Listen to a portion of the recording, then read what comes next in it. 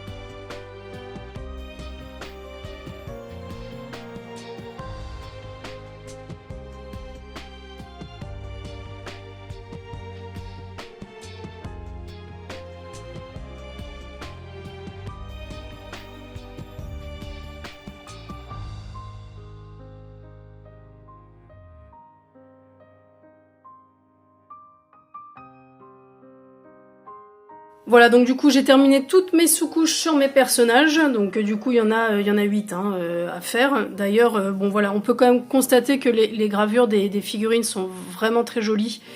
C'est pour ça en fait, profitez quand vous avez vraiment le temps de peindre, de vraiment bien vous appliquer à faire vos sous-couches, etc. Parce que bon bah voilà, ça peut donner quelque chose tout de suite de plus sympa. D'ailleurs, il y en a une qui me plaît plutôt pas mal, qui me fait penser d'ailleurs à une chanteuse plutôt... Bon, après, moi je trouve qu'elle ressemble un petit peu à vous savez qui.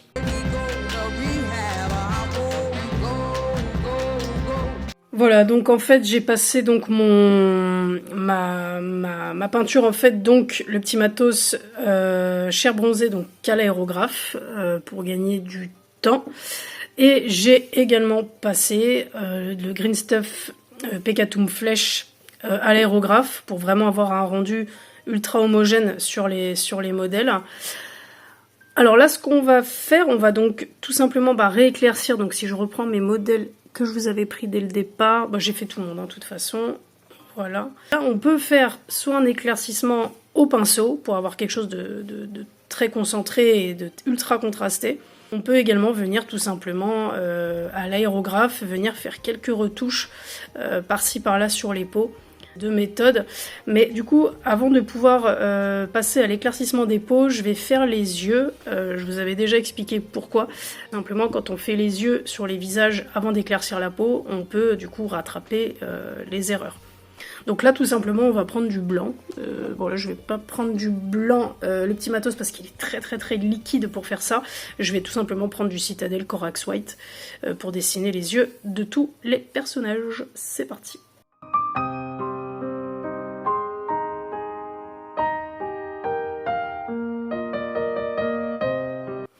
Voilà, donc du coup j'ai fait tous les yeux des personnages, c'est assez petit, hein. Je sais pas si on arrive à voir, surtout que j'ai pas une luminosité super top sur mon portable. La partie des yeux c'est toujours un truc un peu délicat à faire, il y a beaucoup de gens qui sont pas spécialement à l'aise avec ce type d'exercice parce que c'est trop petit, etc. Des fois c'est bon, c'est pas obligatoire, mais voilà, disons que quand vous avez un diorama, voilà, c'est toujours sympa d'avoir des personnages avec des expressions un petit peu faciales. Ça donne tout de suite un peu plus de cash tout simplement à la figurine. Donc voilà, c'est pour moi une partie en tout cas assez importante. Donc là maintenant on va s'occuper de tous les éclaircissements des peaux. Je vais reprendre du coup ma peinture Le Petit Matos comme tout à l'heure, le chair bronzé. Et je vais venir du coup rééclaircir tout ce petit monde. C'est parti. Voilà, donc du coup j'ai passé mes éclaircissements de peau à l'aérographe. Encore une fois, je suis obligée de cutter beaucoup de choses, hein. Je suis désolée, je peux pas tout vous montrer, sinon les vidéos sont très longues et ça met beaucoup de temps à monter. Voilà, donc les éclaircissements sont faits. Je vais m'arrêter là parce que pour moi c'est pas nécessaire d'en faire plus que ça. Maintenant on va faire donc tout ce qui est cheveux. Encore une fois, faites-vous plaisir, faites pas que des bruns, que des blonds, voilà, essayez de varier un petit peu des bruns, voilà. Donc pour ça je vais tout simplement prendre de la peinture, je pense que je vais en faire des comme ça. Avec du laser brown de chez Green Stuff World, je vais prendre du noir de chez Valero. Et puis par exemple le personnage avec sa salopette, je sais pas pourquoi j'ai envie que ce soit un monsieur un peu plus âgé, je sais pas, c'est comme ça. Du coup je vais lui faire une barbe grise. Donc une fois qu'on aura fait toutes les chevelures, on va les ombrer. Je vous concentre un maximum les infos. Donc je vous montre tout ça en vidéo et après je vous montrerai comment on traite les vêtements, les éclaircissements, etc. C'est parti.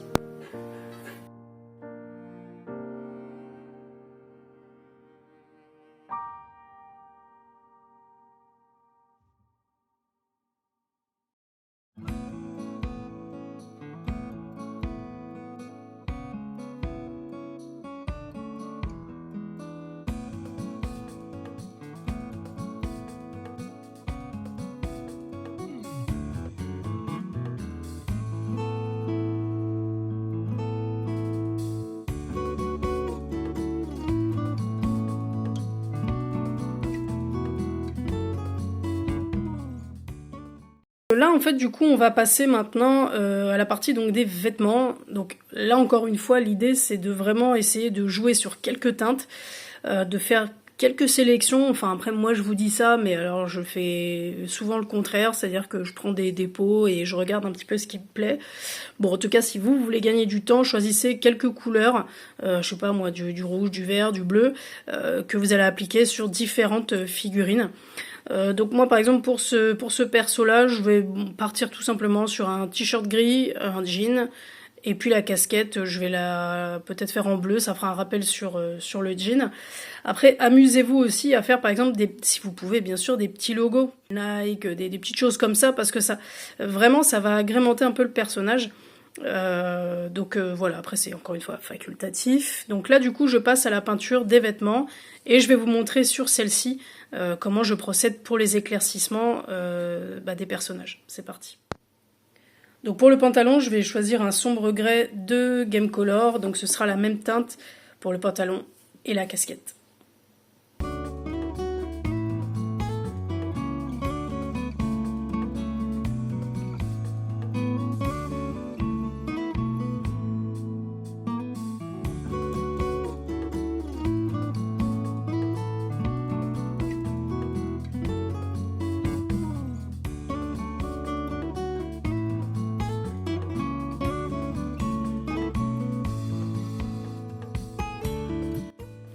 Donc là, c'est terminé, donc c'est la couche de base. C'est ce qu'on trouve souvent, généralement, sur des dioramas, sur des photos ou des choses comme ça.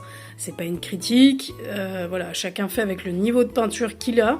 Le but, justement, c'est de vous donner des petites astuces pour pallier justement à ça, pour éviter d'avoir juste une figurine avec une couche de base. Donc là, pour moi, par exemple, voilà, c'est une couche de base propre. Ça manque un petit peu d'ombrage, donc c'est ce qu'on va faire par la suite. Je voudrais également souligner que, par exemple, quand vous avez des figurines comme ça, comme là le photographe, n'hésitez pas à faire les lentilles, par exemple de l'appareil photo. C'est un petit détail, vous allez me dire, on va peut-être pas le voir, etc. Mais c'est plus joli. C'est-à-dire que quand la personne va venir regarder votre diorama, bon, on va dire que c'est à peu près à cette distance-là. Généralement, bon, soit ils sont collés directement, mais si vous pouvez les manipuler. Par exemple, ce monsieur, je vais lui faire du coup donc une salopette, je pense. Et par exemple, on pourrait s'amuser à lui faire une chemise à carreaux. Vous voyez, une chemise à carreaux rouge. Encore une fois, c'est pas obligatoire. Vous pouvez juste faire du rouge basique. Faites avec vos techniques à vous de peinture. Maintenant, voilà, le but du tuto, c'est de montrer comment on améliore tout ça. Donc là, je vais passer aux ombrages. Donc pour le t-shirt, pour le polo, je vais utiliser du Null d'Oil de Citadel que je vais passer partout. Et pour son pantalon, je vais choisir par exemple, alors j'aime bien ombrer avec cette encre-là, enfin qui n'est pas vraiment d'ailleurs une encre. Moi j'aime bien foncer avec du Space Wolf Grey. Voilà, quand j'ai plus du tout d'ancrage fait pour ça, j'utilise de la contraste. Et donc on va faire ça tout de suite. C'est parti.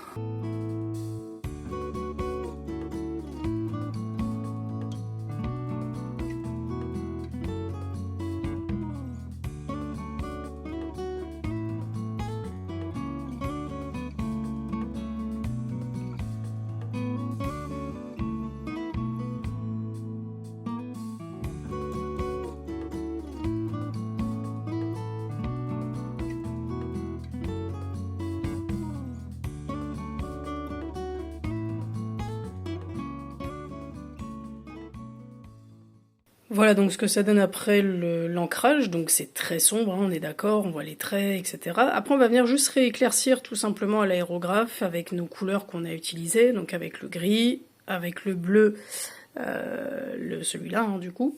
Adoucir un petit peu tout ça, parce que là c'est vrai que du coup c'est très contrasté, et puis moi j'aime pas, hein, c'est pas que j'aime pas, mais ça donne un côté pas fini à la figurine.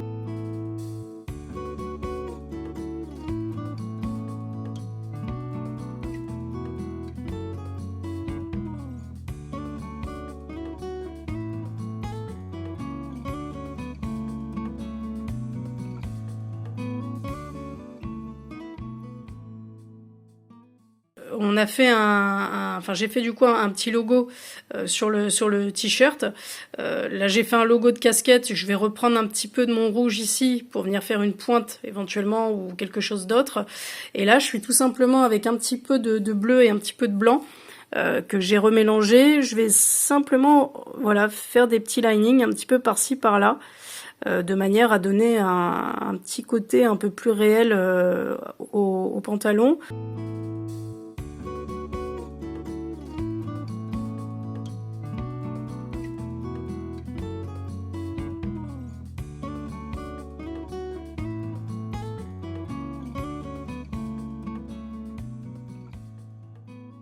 Expliquer que voilà, moi c'est la manière avec laquelle je traite les personnages 1/50e. De toute façon, je pense que ouais, on va cutter pour aujourd'hui. Les photos du coup de tous les personnages de toute façon seront visibles sur mon Facebook pour le client avant tout et aussi pour vous montrer un petit peu la finalité hein, de cette commande là. J'espère en tout cas que ce petit tutoriel vous aura plu. Je termine le petit logo de la casquette et je vais vous laisser tout simplement finaliser cette vidéo là. J'espère qu'elle vous aura plu et je vous dis du coup à lundi prochain 20 h pour une nouvelle vidéo et de nouvelles peintures.